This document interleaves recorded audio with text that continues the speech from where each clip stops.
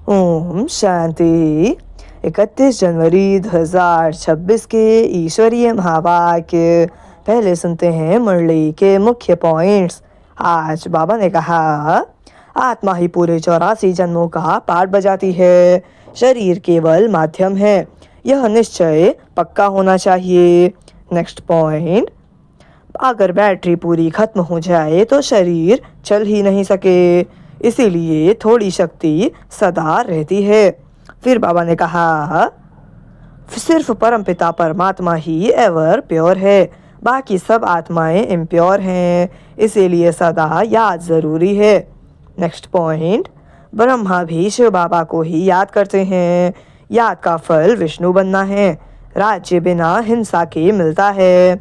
फिर लास्ट में बाबा ने कहा, बाप थोड़े समय के लिए तन का लोन लेते हैं, बिना मुख ज्ञान कैसे देंगे, पर वे उस तन के नहीं बनते। और अब सुनते हैं महावाक्यों को विस्तार से। मुरली का सार है, मीठे बच्चे, तुम यहाँ आए हो सर्वशक्तिमान बाप से शक्ति लेने, अर्थात दीपक में ज्ञान का घृत डालने। प्रश्न है आज का, शिव की बारात का गायन क्यों है? उत्तर, क्योंकि शिव बाबा जब वापस आ जाते हैं तो सभी आत्माओं का झुंड उनके पीछे पीछे भाग कर जाता है। मूल वतन में भी आत्माओं का मनारा छत्ता लग जाता है। तुम पवित्र बनने वाले बच्चे बाप के साथ साथ जाते हो, साथ के कारण ही बारात का गायन है। अच्छा, ओम शांति। बच्चों को पहले पहले एक ही पॉइंट समझने की है कि हम सब भाई भाई हैं और वह सबका बाप है। उनको सर्वशक्तिवान कहा जाता है। तुम्हारे में सर्व शक्तियाँ थीं। तुम विश्व पर राज्य करते थे। भारत में ही इन देवी देवताओं का राज्य था। गोया तुम बच्चों का राज्य था। तुम पवित्र देवी देवताएं थे। तुम्हारा कुल व डिनाइस्टी है, वह सब निर्विकारी थे। कौन निर्विकारी थे? आत्माएं। और फिर तुम निर्विकारी बन रहे हो, जैसे कि सर्वशक्तिमान बाप को याद कर उनसे शक्ति ले रहे हो। बाप ने समझाया है, आत्मा ही 84 का पाठ बजाती है। उनमें जो सतो प्रधान ताकत थी, वह फिर दिन प्रतिदिन कम होती जाती है। सतो प्रधान से तमो प्रधान बनना है। जैसे बैटरी की ताकत कम होती जाती है तो मोटर खड़ी हो जाती है, बैटरी डिस्चार्ज हो जाती है। आत्मा की बैटरी फुल डिस्चार्ज नहीं होती है, कुछ न कुछ ताकत रहती है। जैसे कोई मरता है तो दीपक जलाते हैं, उसमें घृत डालते रहते हैं कि ज्योति बुझ न जाए। बैटरी की ताकत कम होती है तो फिर चार्ज करने रखते हैं। अभी तुम बच्चे समझते हो तुम्हारी आत्मा सर्वशक्तिवान थी, अब फिर तुम सर्वशक्तिमान बाप से अपना बुद्धि योग लगाते हो तो बाबा की शक्ति हमारे में आ जाए, क्योंकि शक्ति कम हो गई है। थोड़ी ज़रूर रहती है, एकदम खत्म हो जाए तो फिर शरीर न रहे। आत्मा बाप को याद करते करते बिल्कुल प्योर हो जाती है। सतयुग में तुम्हारी बैटरी फुल चार्ज होती है, फिर थोड़ी थोड़ी कम होती जाती है। त्रेता तक मीटर कम होता है, जिसको कला कहा जाता है। फिर कहेंगे आत्मा जो सतो प्रधान थी वह सतो बनी, ताकत कम होती जाती है। तुम समझते हो हम मनुष्य से देवता बन जाते हैं सतयुग में। अब बाप कहते हैं मुझे याद करो, तो तुम तमो प्रधान से सतो प्रधान बन जाएंगे। अभी तुम तमो प्रधान बन गए हो तो ताकत का दिवाला निकल गया है। फिर बाप को याद करने से पूरी ताकत आएगी, क्योंकि तुम जानते हो देह सहित देह के जो भी सब संबंध हैं वह सब खत्म हो जाने हैं। फिर तुमको बेहद का राज्य मिलता है। बाप भी बेहद का है तो वर्षा भी बेहद का देते हैं। अभी तुम पतित हो, तुम्हारी ताकत बिल्कुल कम होती गई है।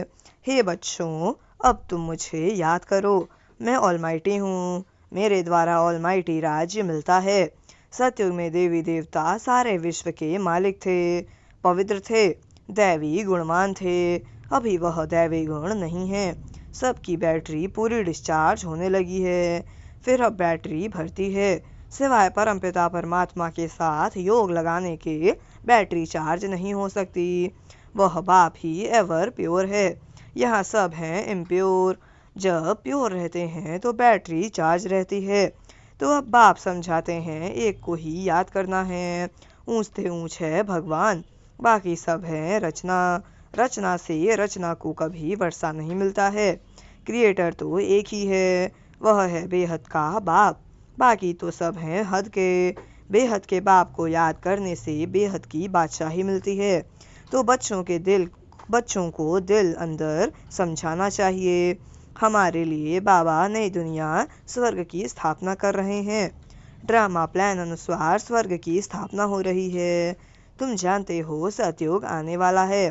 सतयुग में होता ही है सदा सुख। वह कैसे मिलता है? बाप बैठ समझाते हैं मामेकम याद करो। मैं एवर प्योर हूँ। मैं कभी मनुष्य तन नहीं लेता हूँ, न दैवी तन न मनुष्य तन लेता हूँ। अर्थात मैं जन्म मरण में नहीं आता हूँ। सिर्फ तुम बच्चों को स्वर्ग की बादशाही देने लिए जब यह 60 वर्ष की वानप्रस्थ अवस्था में होता है तब इनके तन में आता हूँ। यही पूरा सतो प्रधान से तमो प्रधान बना है। नंबर 1 ऊंचते ऊंच भगवान, फिर है सूक्ष्म वतनवासी ब्रह्मा, विष्णु और शंकर, जिसका साक्षात्कार होता है। सूक्ष्म वतन बीच का है न, जहाँ शरीर नहीं हो सकते। सूक्ष्म शरीर सिर्फ दिव्य दृष्टि से देखा जाता है।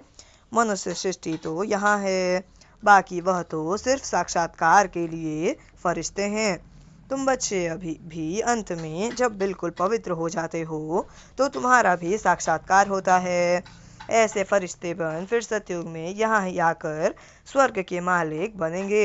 यह ब्रह्मा कोई विष्णु को याद नहीं करते हैं। यह भी शिव बाबा को याद करते हैं और यह विष्णु बनते हैं। तो यह समझना चाहिए ना, इन्होंने राज्य कैसे पाया? लड़ाई आदि तो कुछ भी होती नहीं। देवताएं हिंसा कैसे करेंगे? अभी तुम बच्चे बाप को याद करके राजाई लेते हो। कोई माने न माने, गीता में भी है, हे बच्चों, देह सहित देह के सब धर्म छोड़ मामेकम याद करो। उनको तो देह है नहीं जो ममत्व रखें।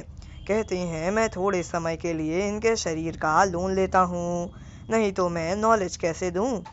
मैं बीज रूप हूँ ना। इस सारे झाड़ की नॉलेज मेरे पास है और किसको पता नहीं। सृष्टि की आयु कितनी है, कैसे इनकी स्थापना, पालना और विनाश होता है। मनुष्यों को तो पता होना चाहिए। मनुष्य ही पढ़ते हैं, जानवर तो नहीं पढ़ेंगे ना। वह पढ़ते हैं हद की पढ़ाई। बाप तुमको बेहद की पढ़ाई पढ़ाते हैं, जिससे तुमको बेहद का मालिक बनाते हैं। तो यह समझाना चाहिए कि भगवान किसी मनुष्य को अथवा देहधारी को नहीं कहा जाता। ब्रह्मा विष्णु शंकर को भी सूक्ष्म देह है न, इन्हों का नाम ही अलग है। इनको भगवान नहीं कहा जाता। यह शरीर तो इस दादा की आत्मा का तख्त था, अकाल तख्त है न। अब यह अकाल मूर्त बाप का तख्त है। अमृतसर में भी एक अकाल तख्त है न। बड़े बड़े जो होते हैं वहाँ अकाल तख्त पर जाकर बैठते हैं। अभी बाप समझाते हैं यह सब अकाल आत्माओं के तख्त हैं। आत्मा अकाल है, जिसको काल खा न सके। बाकी तख्त तो बदलते रहते हैं। अकाल मूर्त आत्मा इस तख्त पर बैठती है। पहले छोटा तख्त होता है, फिर बड़ा हो जाता है। आत्मा एक शरीर छोड़ दूसरा लेती है।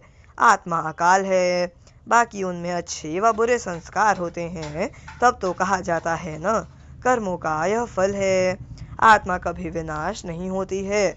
आत्मा का बाप है एक, यह तो समझना चाहिए न। यह बाबा कोई शास्त्रों की बात सुनाते हैं क्या? शास्त्र आदि पढ़ने से वापस तो कोई जा नहीं सकते। पिछाड़ी में सब जाएंगे, जैसे टिड्डियों का अथवा मधुमक्खी का झुंड जाता है न। मधुमक्खियों की भी क्वीन होती है, उनके पिछाड़ी सब जाते हैं। बाप भी जाएंगे तो उनके पिछाड़ी सब आत्माएं जाएंगी। वहाँ मूल वतन में जैसे सब आत्माओं का मनारा छत्ता है। यहाँ फिर है मनुष्यों का झुंड, तो यह झुंड भी एक दिन भागना है। बाप आकर सब आत्माओं को ले जाते हैं। शिव की बारात कहा जाता है। बच्चे कहो अथवा सजनिया कहो, बाप आकर बच्चों को पढ़ाकर याद की यात्रा सिखलाते हैं। पवित्र बनने बगैर तो आत्मा जा नहीं सकती। जब पवित्र बन जाएगी तब पहले पहले शांति धाम जाएगी। वहां जाकर सब निवास करते हैं। वहां से फिर धीरे धीरे आते रहते हैं। वृद्धि होती रहती है। तुम ही पहले पहले भागेंगे बाप के पिछाड़ी। तुम्हारा बाप के साथ अथवा सजनियों का साजन के साथ योग है। राजधानी बननी है ना, सब इकट्ठे नहीं आते हैं। वहां सब आत्माओं की दुनिया है। वहां से फिर नंबरवार आते हैं। झाड़ धीरे धीरे वृद्धि को पाता है। पहले पहले तो है आदि सनातन देवी देवता धर्म, जो बाप स्थापन करते हैं। पहले पहले हमको ब्राह्मण बनाते हैं। प्रजापिता ब्रह्मा है ना, प्रजा में भाई बहन हो जाते हैं। ब्रह्मा कुमार और कुमारियां ढेर हैं। जरूर निश्चय बुद्धि होंगे तब तो इतने ढेर हुए हैं। ब्राह्मण कितने होंगे, कच्चे व पक्के? कोई तो 99 मार्क्स लेते हैं, कोई 10 मार्क्स लेते हैं। गोया कच्चे ठहरे ना।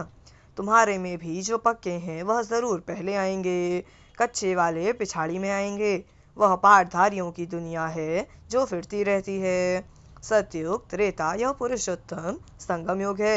यह अभी बाप ने बताया है।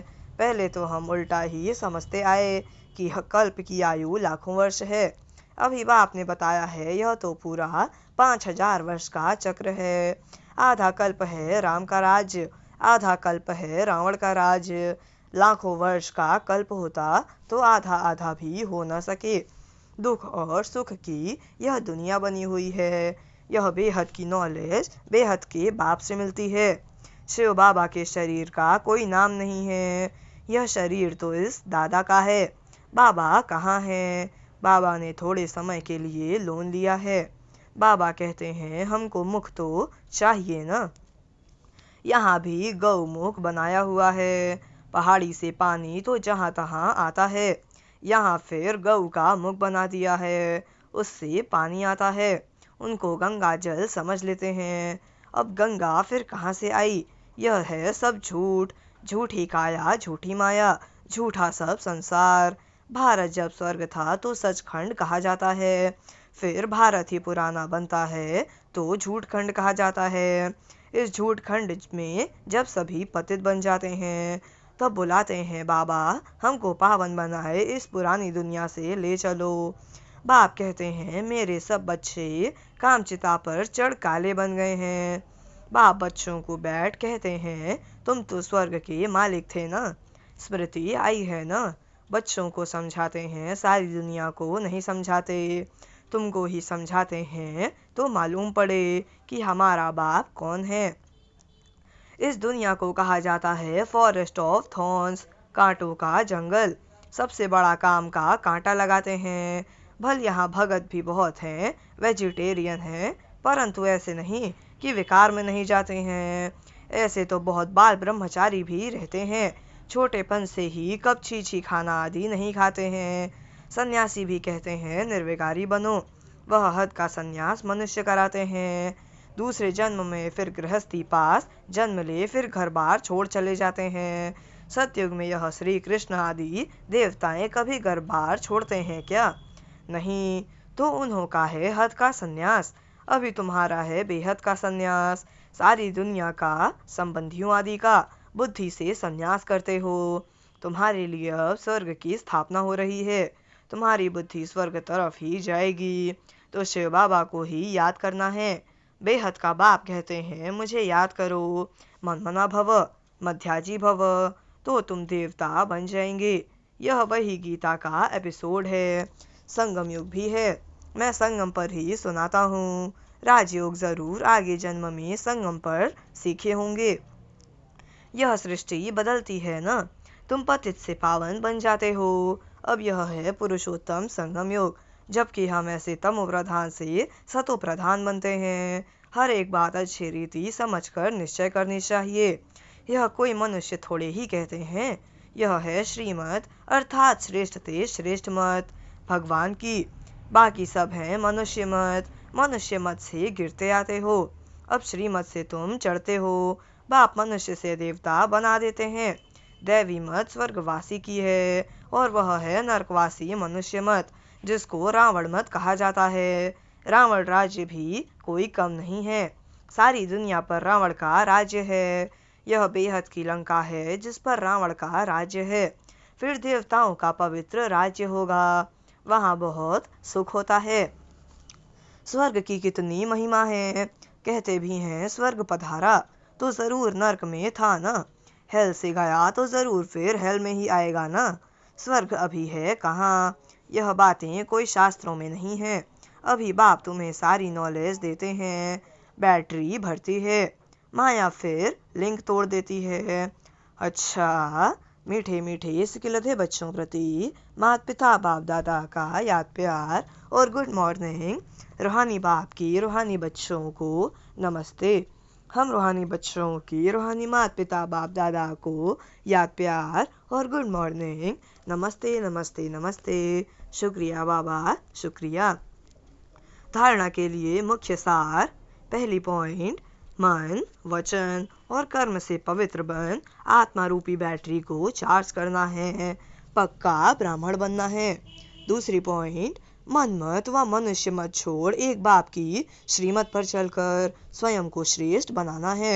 सतो प्रधान बन बाप के साथ उड़कर जाना है। वरदान है आज का, सत्यता की शक्ति द्वारा प्रकृति व विश्व को सतो प्रधान बनाने वाले मास्टर विधि विधाता भव। सत्यता की शक्ति द्वारा प्रकृति व विश्व को सतो प्रधान बनाने वाले मास्टर विधि विधाता भव। वरदान का स्पष्टीकरण है, जब आप बच्चे सत्यता की शक्ति को धारण कर मास्टर विधि विधाता बनते हो तो प्रकृति सतो प्रधान बन जाती है, युग सतयुग बन जाता है, सर्वात्माएं सदगति की तकदीर बना लेती हैं। आपकी सत्यता पारस के समान है। जैसे पारस लोहे को पारस बना देता है, ऐसे सत्यता की शक्ति आत्मा को, प्रकृति को, समय को, सर्व सामग्री को, सर्व संबंध को, संस्कारों को, आहार व्यवहार को सतो प्रधान बना देती है।